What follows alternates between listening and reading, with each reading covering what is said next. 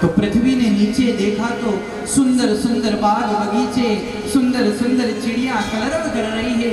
बड़ा सुंदर दृश्य को जो देखा, पृथ्वी मन में सोचने लगी कि मैं तो भगवान की दृष्टाओं पर हूं, और जब मैं ही नहीं हूं तो ये सुंदर बाग बगीचे कहां से आ गए।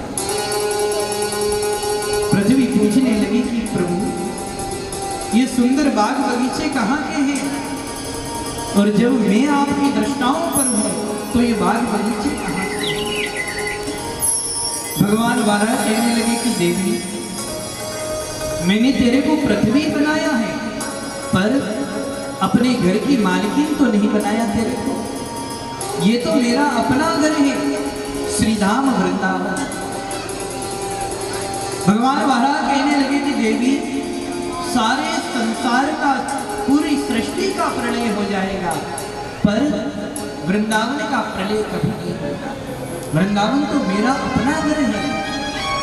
इसलिए कहते हैं कि धन धन वृंदावन रजधानी, धर्म कर्म जहां बटत जेवरी, मुक्ति भरे कहां पानी। मुक्ति भी पानी भरती है, ऐसा है श्रीधाम वृंदावन। जब मीरा जी गई वृंदावन में, और मीरा जी ने जब वृंदावन के स्वरूप को देखा तो मीरा जी के मुख से कुछ पंक्तियां निकल गई। मीरा जी कहने लगी, नीको लगे वृंदावन हमें तो, बड़ो नीको लगे हो, नीको लगे वृंदावन हमें तो, बड़ो नीको लगे।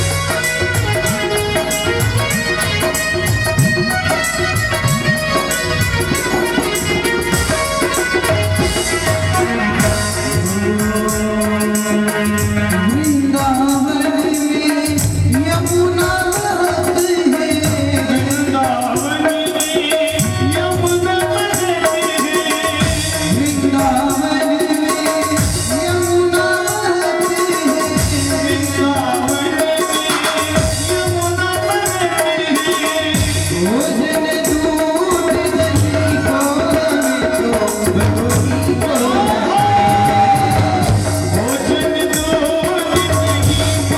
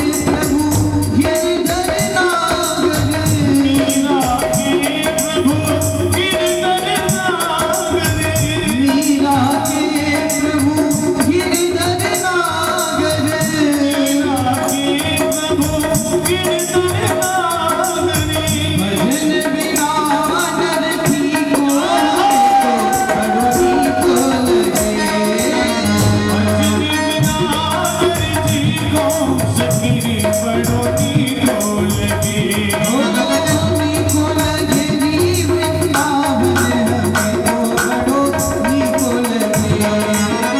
नीको लगी वृंदावन हमें तो बड़ो नीको लगे ओ नीको लगे वृंदावन हमें तो बड़ो नीको लगे।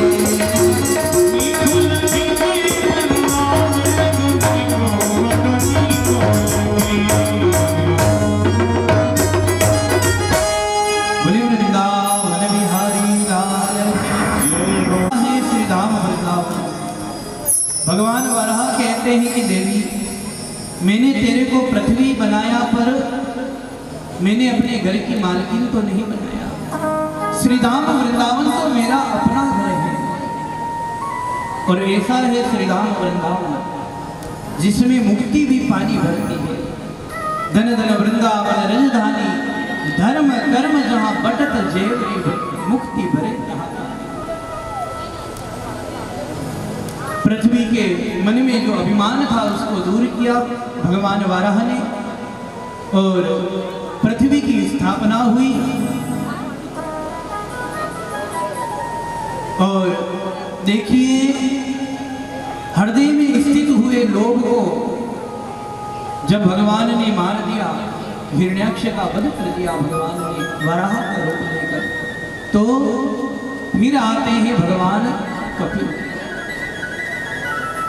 ब्रह्मा जी के जितने भी पुत्र हुए सभी विरक्त हो गए।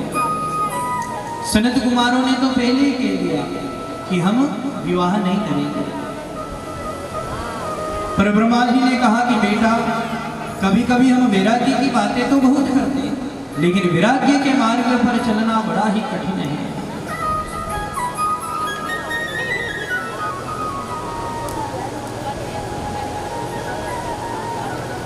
ब्रह्मा जी के जितने पुत्र हुए सब विरक्त हो गए।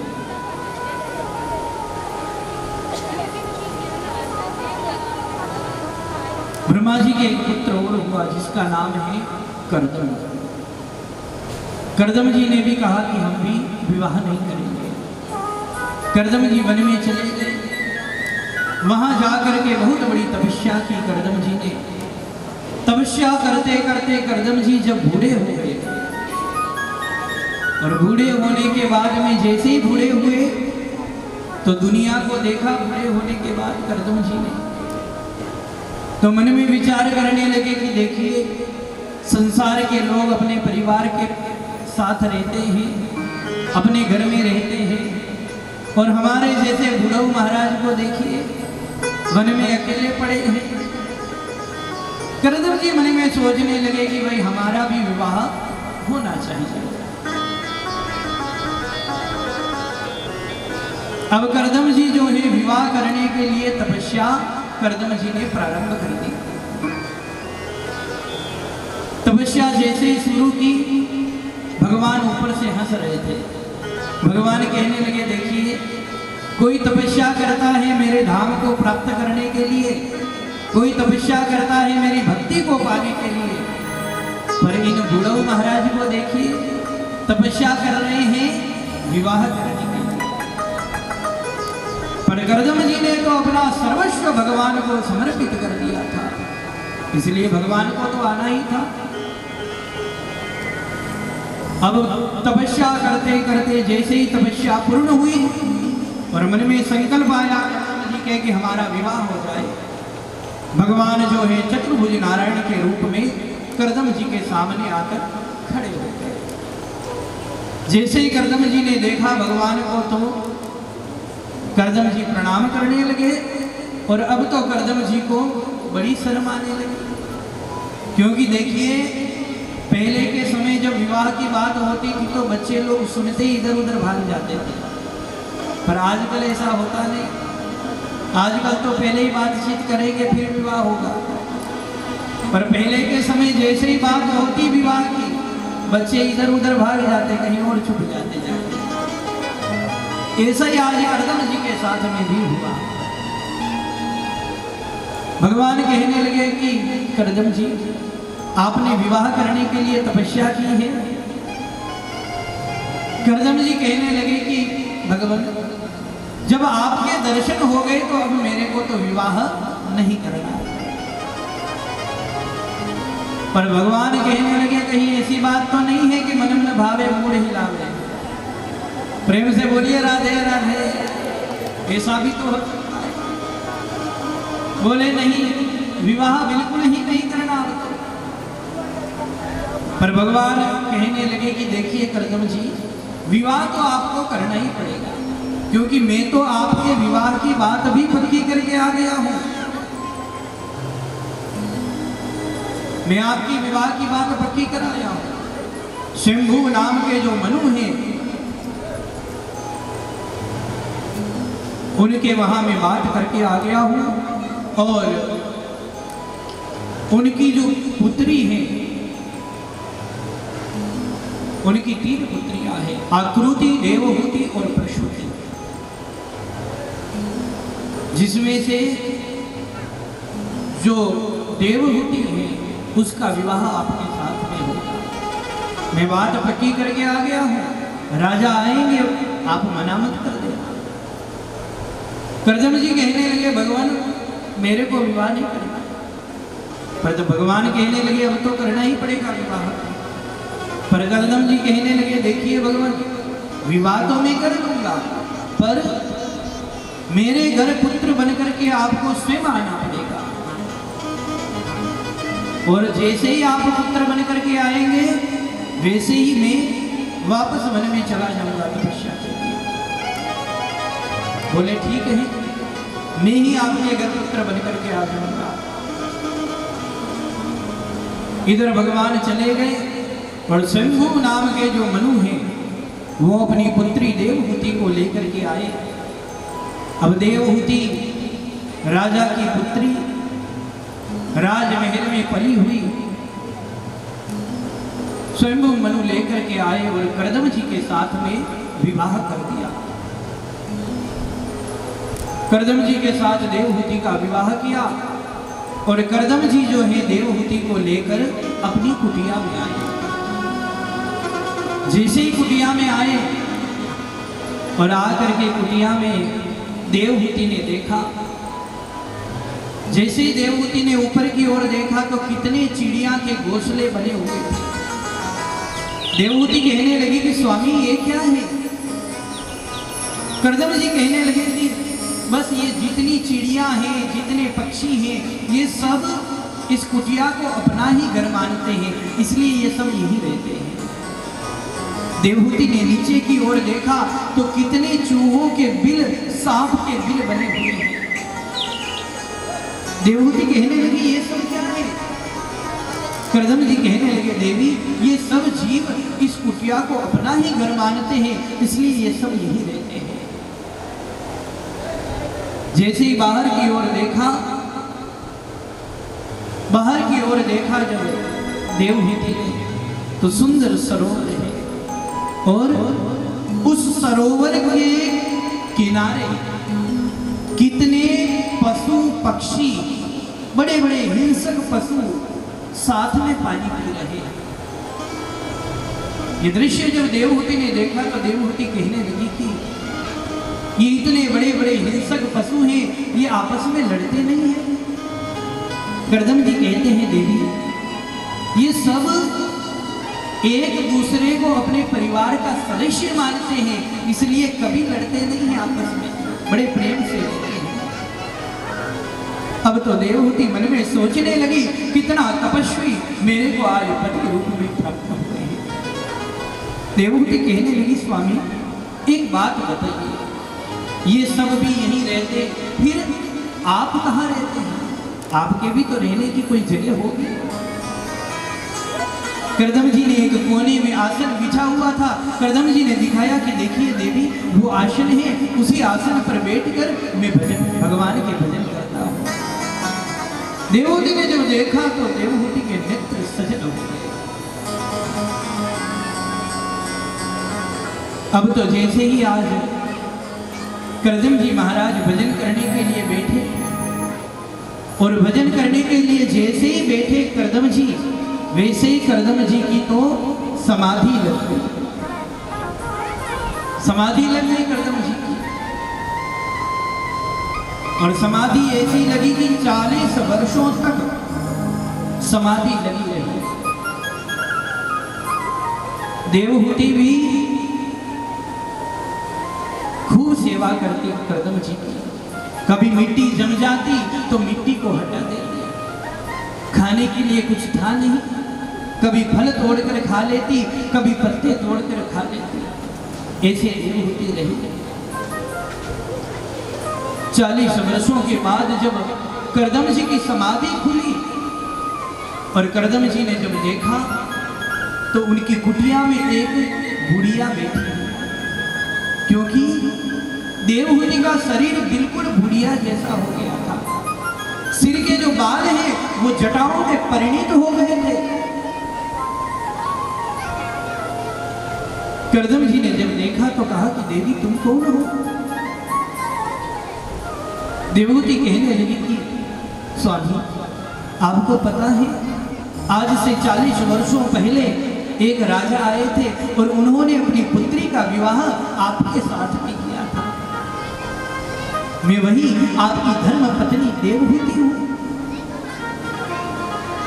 कर्दम जी कहने लगे कि देवी 40 वर्षों तक तुम यहां कैसे रही? क्या खाया तुमने? देवहूति कहने लगी कि मैं कभी फल तोड़कर खा लेती, कभी पत्ते तोड़कर खा लेती, इस प्रकार मैं यहां रही। अब तो कर्दम जी देवहूति को लेकर के उस सरोवर के किनारे पहुंचे। सरोवर के किनारे जैसे ही गए और कहा देवहूति से कि अपनी आंखों को बंद करो।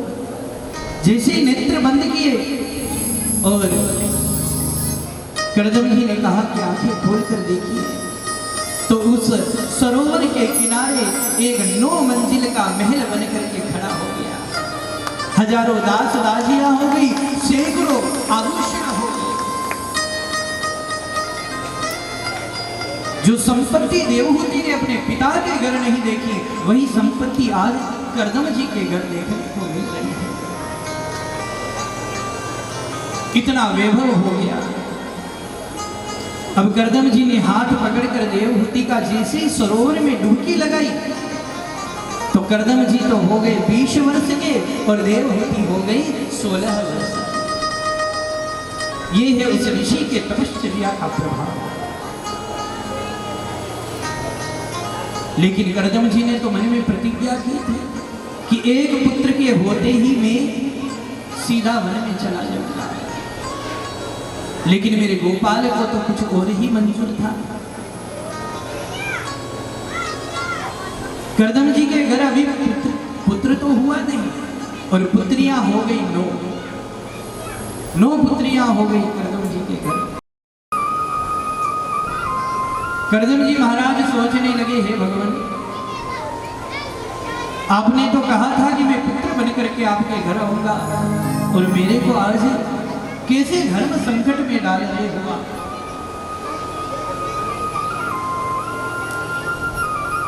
कर्दम जी महाराज ने उन 9 कन्याओं को बड़े बड़े ऋषियों के साथ में उनका विवाह किया और 10वीं संतान के रूप में स्वयं नारायण जो है कपिल के रूप में जो है भगवान कर्दम जी के घर पर उनका अवतार हुआ। बोलिए कपिल भगवान की जय हो। कपिल भगवान जो है ज्ञान की मूर्ति है, जिसे हम दर्शन शास्त्र कहते हैं। उस सांख्य शास्त्र के उद्गाता है भगवान कपिल। कर्दम जी ने भगवान कपिल को प्रणाम किया और कहने लगे कि प्रभु बस अब इसी झांकी को हृदय में बसाकर मैं वन में जाकर आपके भजन करूंगा। मेरा संकल्प था वो आज पूर्ण हो गया। पत्नी से कहने लगे कि देवी अब तुम जानो, तुम्हारा पुत्र जाने। लेकिन देवहूति भी तो ऋषि की पत्नी है, कुछ असर तो होगा ही।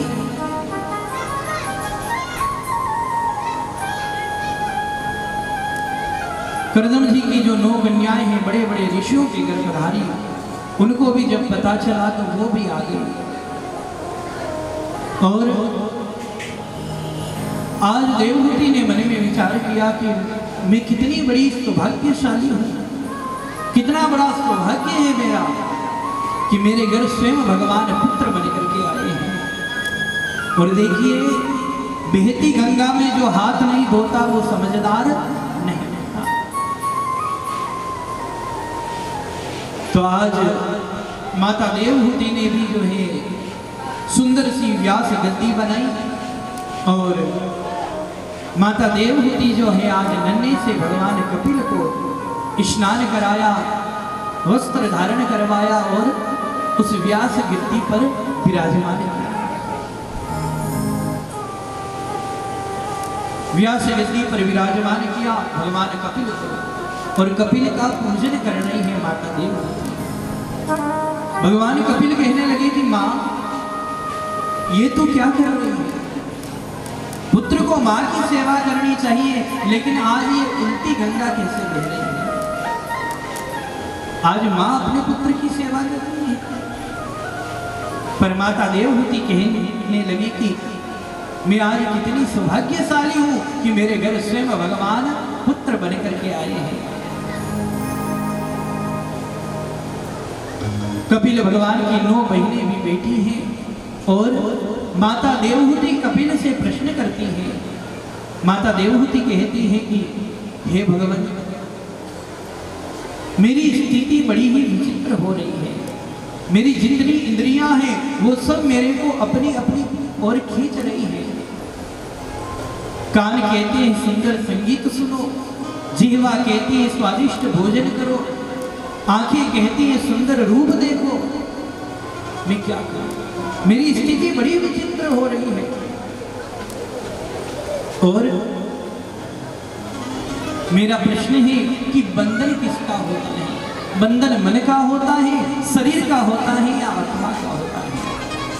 मन को वश में करने का उपाय क्या है?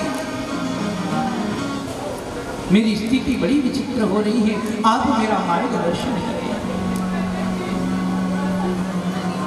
भगवान कपिल कहने लगे कि मां, इंद्रियों को वश में करना ही चाहिए, और इंद्रियों को वश में करने का जो उपाय है वो ये है कि प्रत्येक इंद्रिय का जो मुख है वो भगवान की ओर मोड़ो।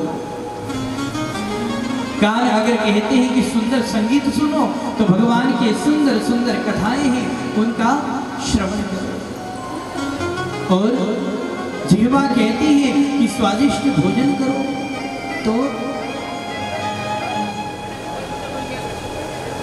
देखिए, जब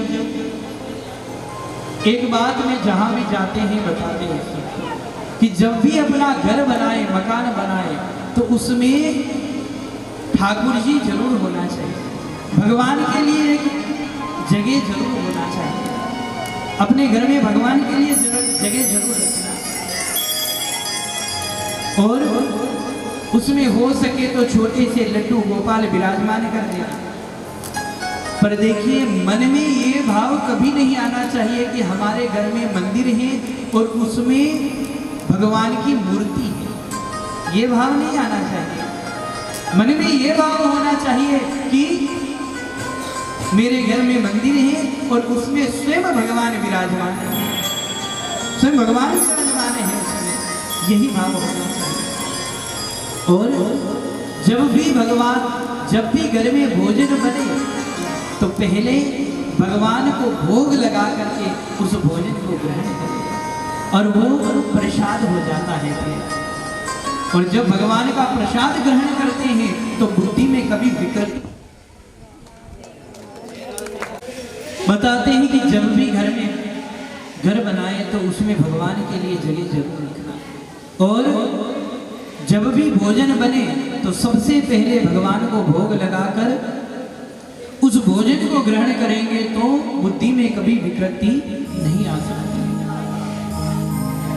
भगवान कपिल कहते हैं कि मां, जब आंखें कहती हैं कि सुंदर रूप देखो, तो भगवान का स्वरूप कितना सुंदर है, बड़ा सुंदर स्वरूप है भगवान का। तो ठाकुर जी के दर्शन करना चाहिए। और भगवान कपिल कहते हैं कि मां, मन तो बड़ा चंचल है। मन को एकाग्र करने के लिए एक ही उपाय है, भगवान की मानसिक पूजा करना। भगवान की मानसिक पूजा कैसे करना? सवेरे नहा धो के एक आसन लगाकर बैठ जाना और आंखें बंद करके भगवान का चिंतन करना और कहना कि मैं भगवान का बहुत बड़ा भक्त हूँ। मेरे घर में भगवान का सुंदर मंदिर है, उसमें छोटे से लड्डू गोपाल विराजमान है। मैं स्नान करके आया, सुवर्ण के पात्र में जल भर करके लाया और मैं भगवान को स्नान करा रहा हूँ। मैंने भगवान के चंदन लगाया, सुंदर वस्त्र धारण करवा रहा हूँ और भगवान को भोग लगा रहा हूँ, भगवान की आरती पूजा कर रहा हूँ। ऐसा मानसिक चिंतन करते करते मन एकाग्र हो जाता है। देखिए, एक बड़ा सुंदर प्रसंग है। एक सेठ जी थे। सेठ जी बड़े कंजूस थे। 1 रुपया कभी दान में नहीं देते थे सेठ जी। आसपास के पड़ोसी लोग आने लगे, क्यों सेठ जी, इतनी संपत्ति है आपके पास, कभी दान भी कर दिया करो कुछ। एक दिन सेठ जी बड़े परेशान हो गए। सेठ जी परेशान होकर के अपना संदूक खोला। मंगलवार का दिन था, बालाजी के मंदिर में बड़ी भीड़ लगी थी। संदूक में से 1 रुपया निकाला और उस रुपया को मुट्ठी में बंद करके सेठ जी जो है बालाजी के मंदिर में पहुंच गए। अब जैसे ही बालाजी के मंदिर में पहुंचे सेठ जी, तो बड़ी लाइन लगी थी वहां। तो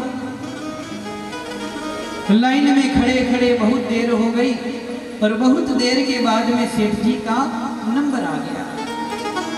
सेठ जी के हाथ में बंद था 1 रुपया, बहुत देर तक बंद था तो पसीने में भीग गया वो। अब लेकर जैसे ही सेठ जी गए और जैसे ही दान पात्र में उस रुपया को छोड़ने लगे, वैसे ही हाथ में चिपक गया वो, पसीने से चिपक गया। सेठ जी कहने लगे, अरे मित्र, तू भी मेरे को छोड़कर जाना नहीं चाहता है? वापस अपने जेब में रख दिया, वापस घर आ गए। इतने कंजूस थे सेठ जी। अब देखिए, वही सेठ जी घूमते घूमते एक दिन जगतगुरु श्री वल्लभाचार्य जी के पास में पहुंच गए। वल्लभाचार्य जी के पास में पहुंचे और जाकर कहने लगे कि महाराज, मैं आपके भजन, भगवान के भजन करना चाहता हूं, पर पैसा खर्च नहीं करना चाहता। वल्लभाचार्य जी कहने लगे, देखिए, भगवान के भजन करने के लिए पैसे की जरूरत नहीं पड़ती, भगवान के भजन तो ऐसे ही हो जाते। बोले कैसे? बोले तुम मानसिक पूजा करना, घर जाना और सवेरे उठकर स्नान करके आंखें बंद करके आसन लगाकर बैठ जाना और मन में ऐसा विचार करना कि मैं भगवान का बहुत बड़ा भक्त हूँ। मेरे घर में सुंदर सा भगवान का मंदिर है। मैं स्नान करके आया गंगा जी में, सुवर्ण के पात्र में जल भर करके लाया। मैंने अपने ठाकुर जी को स्नान कराया। अब मैं उनको चंदन लगा रहा हूँ, वस्त्र धारण करवा रहा हूँ और आरती पूजा किया और एक गिलास में भगवान को दूध का भोग लगा रहा हूं। ऐसा चिंतन तुम करना। सेठ जी कहने लगे कि ये बात तो बड़ी ठीक है, इसमें तो पैसा भी नहीं लगेगा और पूजा भी हो जाएगी। अब वो सेठ जी जैसे ही घर पहुंचे और घर पहुंचते ही पूजा प्रारंभ कर दी। अब पहले दिन तो सेठ जी को आधा घंटा लगा, धीरे धीरे समय व्यतीत हुआ और अब तो सेठ जी 2-2, 3-3 घंटा एक जगह बैठ करके मानसिक चिंतन करते भगवान का। पर आज क्या हुआ? आज सेठ जी चिंतन कर रहे थे, पूजा भी हो गई, सब कुछ हो गया, पर जो दूध का भोग लगाना था उस दूध में आज चीनी ज्यादा छूट गई। जैसे ही चीनी ज्यादा छूटी, सेठ जी मन में सोचने लगे कोई एक दिन का थोड़ी है, रोजाना का भगवान को भोग लगाना है। चीनी ज्यादा छूट गई, गड़बड़ हो गया है तो, पर कोई बात नहीं, अभी तक चीनी मिली नहीं होगी, इसलिए हाथ डाल करके उस चीनी को निकालने लगे सेठ जी। अब जैसे ही चीनी को निकालने लगे, भगवान ने तुरंत हाथ पकड़ लिया, कहा सेठ जी ये चीनी तो मानसिक चीनी है, वास्तविक चीनी थोड़ी है। सेठ जी कहने लगे भगवान, अगर मेरे को पहले पता होता कि आप ज्यादा चीनी छोड़ने से जल्दी प्रकट हो जाते हो तो मैं पहले ही दिन ज्यादा चीनी छोड़ देता। कहने का भाव बड़ा स्पष्ट है, मानसिक पूजा करते करते मन इतना एकाग्र हो जाना चाहिए कि सेठ जी को यही पता नहीं है कि मैं मानसिक पूजा कर रहा हूं या वास्तविक पूजा कर रहा हूं, बिल्कुल भी कुछ भी पता नहीं है।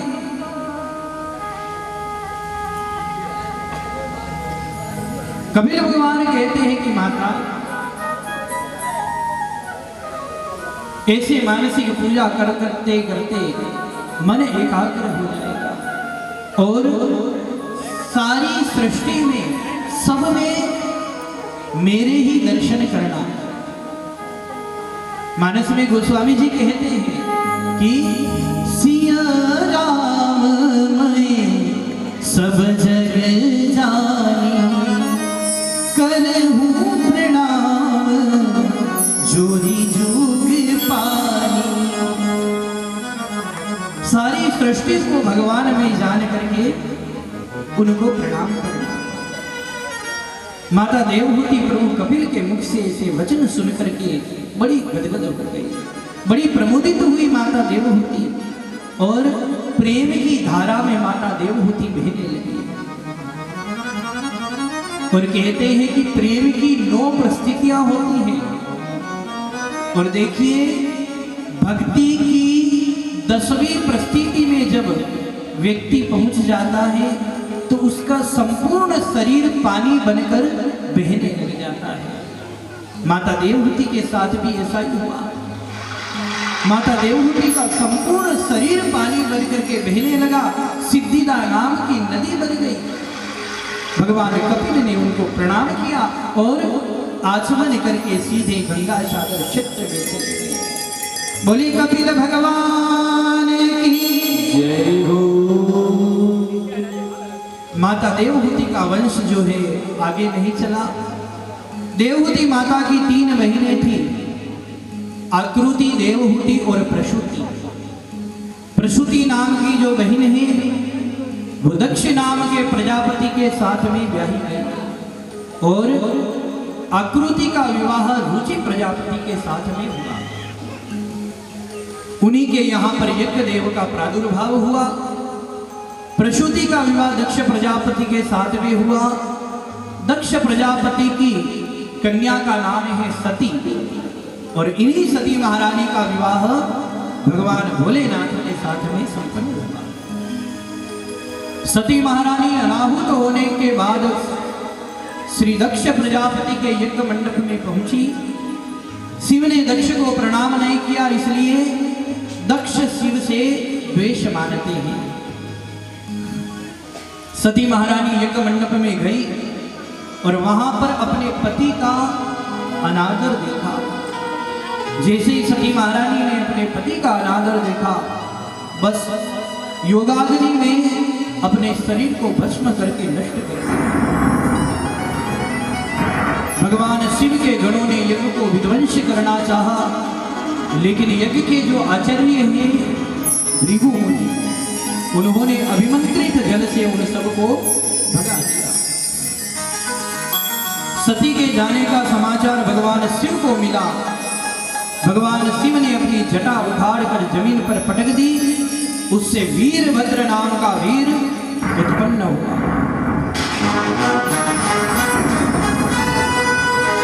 उसने आकर के यज्ञ विध्वंस किया और दक्ष को पकड़कर उसका मस्तक ही धड़ से अलग कर दिया। देवताओं ने भगवान शंकर से प्रार्थना की, भगवान शिव जी से प्रार्थना की कि हे भोलेनाथ, आप पधारे और इस यज्ञ को संपन्न करें। देवता लोग प्रार्थना कर रहे हैं भोलेनाथ। ओ भोलेनाथ ने मनावणी आया, भोलेनाथ ने मनावणी आया।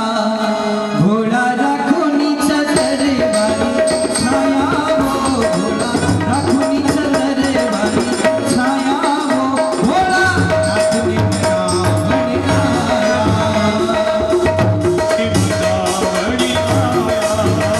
भोलानाथ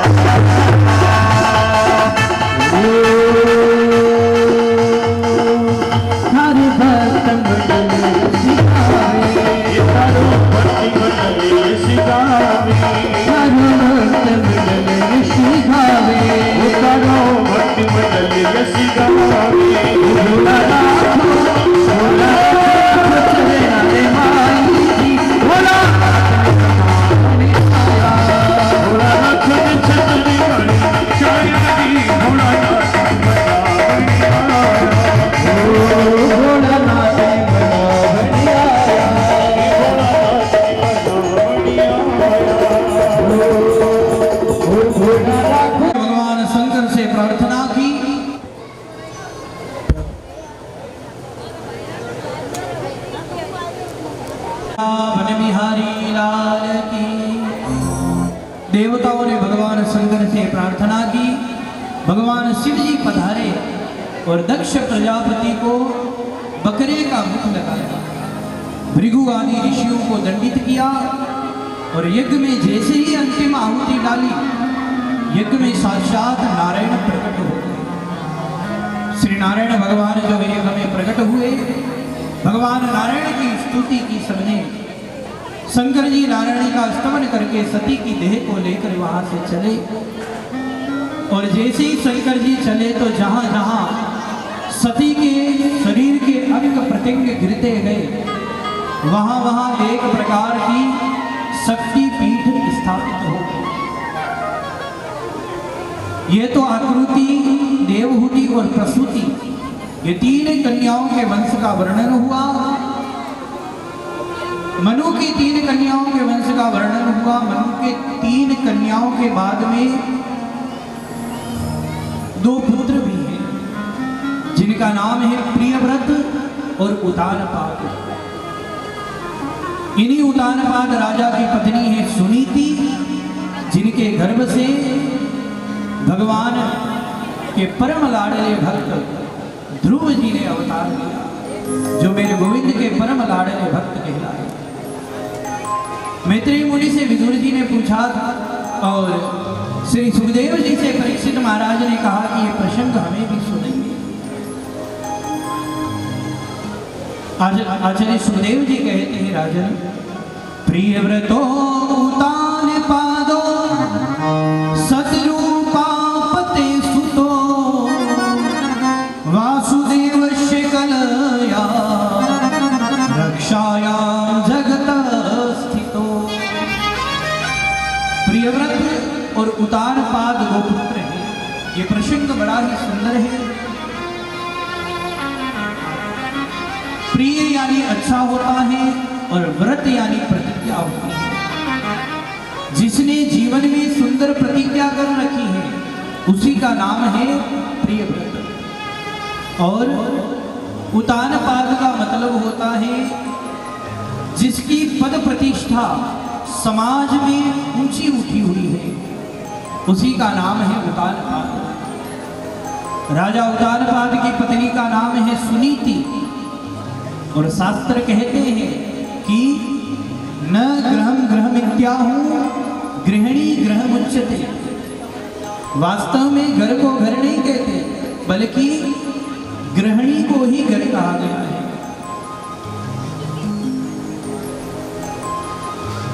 और कहते हैं कि जिस घर में नारी की पूजा होती है, यत्र नार्यस्तु पूजन्ते रमन्ते तत्र देवता, जहां पर नारियों की पूजा होती है वहां पर देवता रमण करते हैं।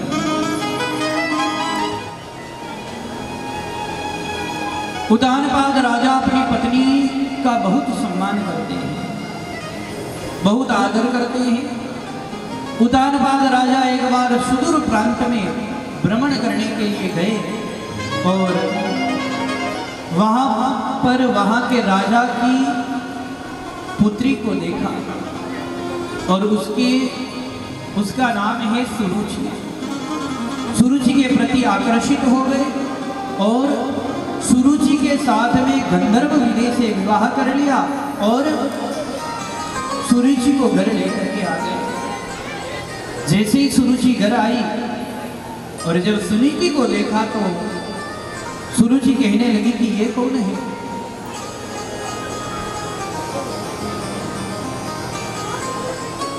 राजा उतानपाद कहने लगे कि ये मेरी पत्नी सुनीति है।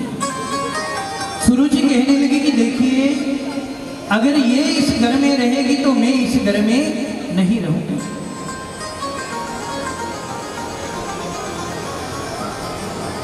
तो देखिए, उतानपाद राजा जो है उनका सुरुचि के प्रति कुछ ज्यादा ही आकर्षण था, इसलिए आज राजा उतानपाद ने अपनी सतधर्मिणी पत्नी सुनीति को घर से निष्कासित कर दिया। सुनीति गर्भवती थी, सुनीति को घर से निकाल दिया।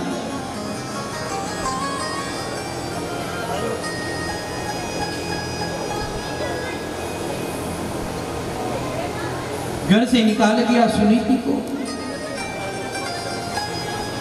सुनीति घर से निकल गई और जा करके एक कुटिया बना करके वहां पर निवास करने लगी। धीरे धीरे समय व्यतीत हुआ और सुनीति के गर्भ से एक बालक ने जन्म लिया जिसका नाम है ध्रुव। कैसा अद्भुत बालक है ये ध्रुव। सुनीति ने मन में सोचा कि मैं अपने पुत्र को बड़ा यशस्वी, बड़ा तपस्वी, बड़ा ज्ञानी बनूंगी। मन में संकल्प कर लिया।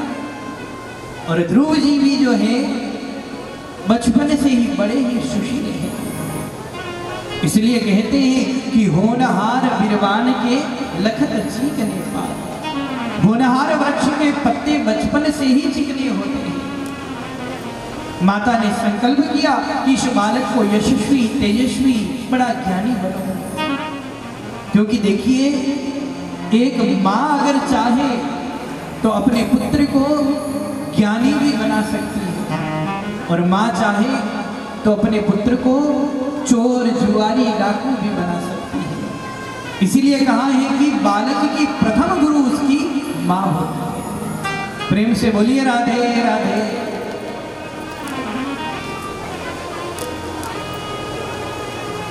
सुनीति ने मन में संकल्प किया कि मेरा बालक जो है बड़ा ज्ञानी बनेगा। धीरे धीरे ध्रुव जी बड़े हुए। एक दिन ध्रुव जी कहने लगे कि माँ, मैं आज मेरे पिता से मिलने जाता हूँ। सुनीति ने कहा ठीक है। ध्रुव जी छोटे हैं, आज अपने पिता महाराज से मिलने के लिए जैसे ही पहुंचे, राजा उत्तानपाद सिंहासन पर बैठे हुए थे। ध्रुव जी गए और जाकर दौड़कर जैसे ही सिंहासन पर अपने पिता महाराज की गोदी में बैठने के लिए जैसे ही गए, सुरुचि ने तुरंत हाथ पकड़ के नीचे खींच लिया। सुरुचि कहने लगी कि देखिए, इस सिंहासन पर बैठने का अधिकार तुम्हारा नहीं है। इस सिंहासन पर तुमको बैठने का कोई अधिकार नहीं है।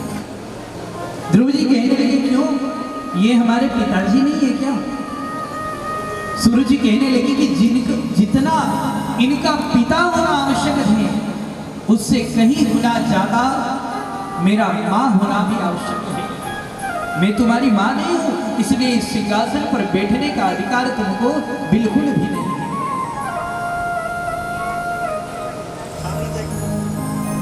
और सुरुचि कहने लगी कि अगर इस सिंहासन पर बैठने का ज्यादा ही शौक है तो पहले वन में जाओ और वन में जाकर के तपस्या करो भगवान की। और जब भगवान प्रसन्न होकर प्रकट हो जाए तो भगवान से वरदान मांगना कि मेरा अगला जन्म हो तो सुरुचि के गर्भ से हो। देखिए यहां पर आज सुरुचि ने ध्रुव जी का ही अपमान नहीं किया, सुरुचि ने आज भगवान का भी अपमान किया है। सुरुचि ये कहना चाहती है कि मेरे गर्भ में आने के लिए भगवान की तपस्या भी जरूरी है। ध्रुव जी महाराज वहां से तुरंत निकल गए। बड़े गुस्से में ध्रुव जी महाराज दौड़े दौड़े गए, अपनी माँ सुनीति से कहने लगे कि माँ, मैंने तुम्हारे गर्भ से जन्म लेकर बिल्कुल भी अच्छा नहीं किया। आज मेरे को सिंहासन पर बैठने के लिए सुरुचि ने मना कर दिया और कहा कि अगर इस सिंहासन पर बैठना है तो सबसे पहले भगवान की तपस्या करो। सुनीति कहने लगी कि सुरुचि ने अच्छी बात ही तो कही है। सुनीति का मतलब ही यही है, सुंदर नीति। जिसकी नीति सुंदर है वही सुनीति है। सुनीति कहने लगी कि सुरुचि ने तो अच्छी बात कही, बेटा भगवान के भजन तो करना ही चाहिए।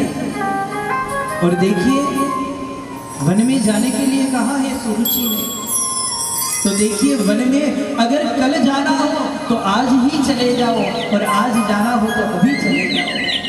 वन में जाना ही चाहिए, भगवान की तपस्या करो। ध्रुव जी कहने लगे कि मां तुम भी मेरे को ऐसे बोल रही हो। ध्रुव जी महाराज आज अपनी मां से आज्ञापित होकर के वन में जा रहे हैं भगवान को प्रकट करने के लिए। मन में संकल्प है कि भगवान प्रकट जरूर होंगे। छोटा सा बालक ध्रुव आज वन में जा रहे हैं। रास्ते में चलते चलते जा रहे हैं ध्रुव जी महाराज, और जाते जाते मन में संकल्प है भगवान को प्रकट करने का। पर ध्रुव जी के मन में एक और विचार आया। ध्रुव जी के मन में विचार आया कि वन में तो मैं जा रहा हूं, पर मैंने गुरु तो बनाया नहीं। और देखिए शास्त्र कहते हैं कि गुरु जीवन में होना ही चाहिए। मानस में गोस्वामी जी कहते हैं कि गुरु बिनु भवनिधि तरही ना कोई, जो बिरंची संग कर सम होई। बिना गुरु के कोई भवसागर से पार नहीं हो सकता। ब्रह्मा और शंकर के समान भी कोई ऐश्वर्यशाली है तो भी गुरु श्रेष्ठ नहीं मिला तो परमात्मा नहीं मिल सकते। गुरु तो श्रेष्ठ जीवन में होना ही चाहिए।